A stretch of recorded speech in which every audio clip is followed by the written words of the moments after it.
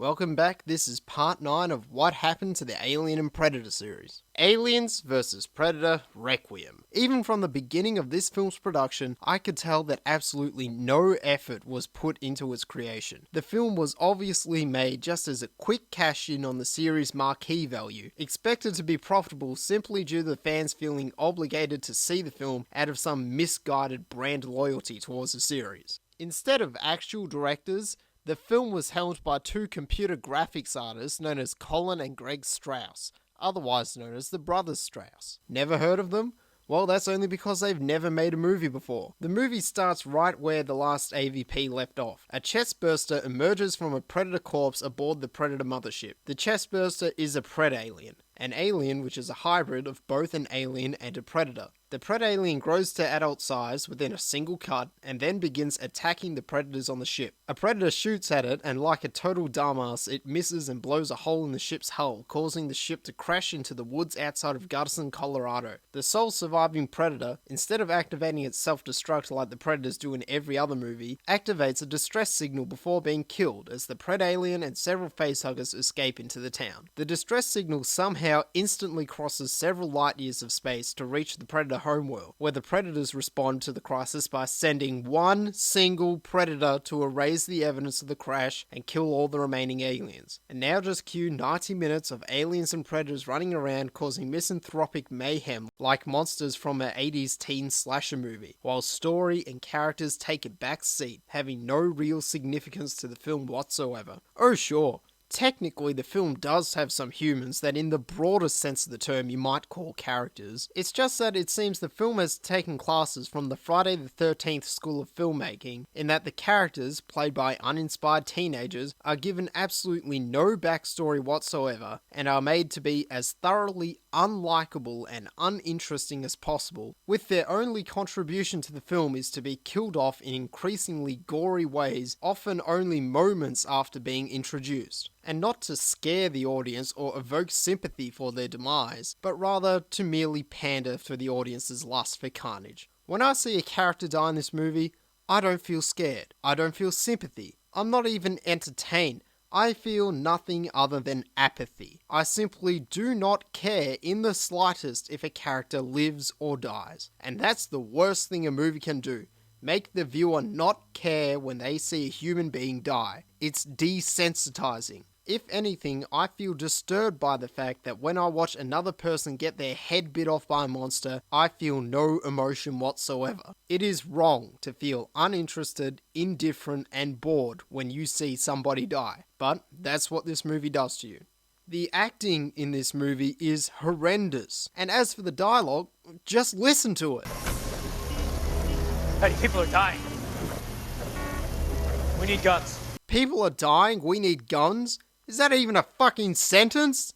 Who wrote this shit? Just compare the characters from the previous movies, such as Sigourney Weaver's Oscar-nominated performance as Ripley, one of the greatest fictional characters ever put to film, to what we have here in AVPR. The main character is a fucking pizza delivery boy who is trying to score with the hottest girl in his high school. What were they thinking? Once again, the film is set on modern day Earth, except it's worse this time around because the film is set in small town USA. At least the first AVP, by being set on Bouvier Island, provided a threatening, isolated setting which was visually interesting, and just maybe by being set in such a remote location, that could act as an excuse as to why nobody in the future knows of the aliens' existence. But this film has no excuse. The small town setting looks horrible, with set highlights including a sporting goods store, parking lots, a pizza shop, and a little girl's bedroom. A predator just doesn't look that scary when it's standing next to a shelf full of Reeboks. And being set in the middle of a populated town acts as an extra big fuck you to the Alien series. The thought that Ripley was so worried about the aliens getting to Earth is laughable now. The aliens in this movie pose no threat whatsoever. They don't spread across the globe and end all life on Earth like she said they would.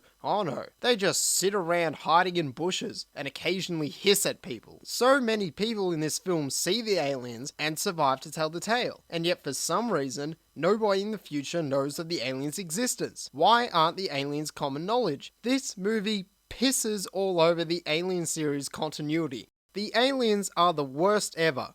What happened to Giga's abominable demon? Look at them. They look like shit. The suits look so rubbery. I've never seen an alien that needed fucking braces. It seems that they've abandoned the animatronics from the first Alien vs Predator and have gone back to using men in rubber suits. And it shows. These short actors awkwardly bobble around like their suits are restricting their movements and they can't see where they're going. The aliens act like total pussies as well. They get the shit kicked out of them left, right and center by the Predator. The Predator can hold two aliens by the throats without being stabbed by their tails, crush an alien's head with its foot without its foot getting melted off by acid, shoot aliens at point blank range without being showered by acid blood. Even the humans kill the aliens with ridiculous ease, despite the fact that they're just country rednecks using modern day weapons. Even the pizza boy kills an alien. Yeah, you heard right, a fucking pizza boy kills an alien. Astronauts, space marines, murderers, pirates and mercenaries got killed trying, but a pizza boy does it with ease. The Pred-Alien somehow manages to look even worse than all the other aliens in the movie. This Pred-Alien also happens to be a young queen alien, and funnily enough, it's the only alien that puts up any fight against the Predator. But even then, it's only when the Predator is already wounded and unarmed. Talk about the movie's bias towards the Predators. Confusingly enough, this Pred-Alien queen has the ability to regurgitate chest bursters directly into people, therefore bypassing the need for eggs and facehuggers. If you think this doesn't fit in with the alien's life cycle, well then congratulations, you're smarter than this movie's writers. The Predator doesn't fare much better either. Once again, the Predator is portrayed as some kind of anti-hero instead of a villain. While at least this time it doesn't team up with any humans, the Predator is nevertheless going around trying to save humanity from the aliens. What is it with these Alien vs Predator movies trying to turn the Predators into the good guys? Making the Predator the hero of a Predator movie makes about as much sense as making the Joker the hero of a Batman movie. I'm surprised this movie got a theatrical release. It looks like a direct-to-DVD movie. The cinematography in the film is horrible. Everything is shot from these extreme close-ups where they shake the shit out of the camera, preventing you from seeing anything that's going on. The lighting in the film is so dark that everything just appears to be a silhouette, if you can see anything at all, that is. The CGI looks fake. The sets and locations look cheap. The sound effects use the same alien screams over and over again. The editing is too frantic, and the production values in the film in general just look like dog balls. Another thing that is annoying about this movie is that it is too self-aware. This film is laden with near fourth wall breaking homages to the movies that came before it. All it does is just constantly remind you that you could be watching one of the other Alien or Predator movies instead of this garbage. Every time there is a remotely cool looking shot in this film, it's only because it's been ripped off from one of the other, better movies. A guy says, "Get to the chopper," which sounds nowhere near as badass as when Arnie said it. We have the characters Kelly and Molly, who are an obvious rip-off of Aliens Ripley and Ute, as they not only share a similar relationship and lines of dialogue, but they even look alike. They even name one of the characters Dallas, the same name as a character from the first Alien film. That's just pathetic. They're not even trying here. Besides, if you've been keeping track, now we have 2 characters called Lambert, 2 characters named Dylan, 3 characters called Bishop, and 2 characters called Dallas.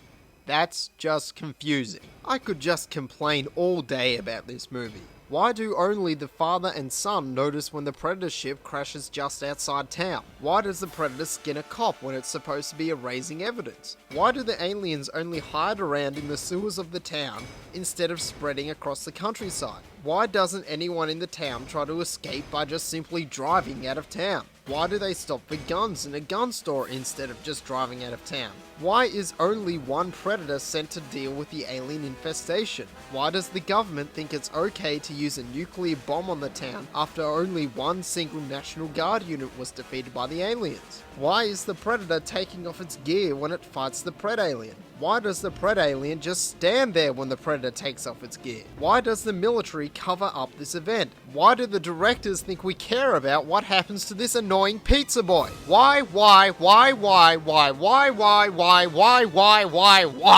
This movie does not belong in the Alien or Predator series. This movie is garbage. and garbage belongs in the garbage bin.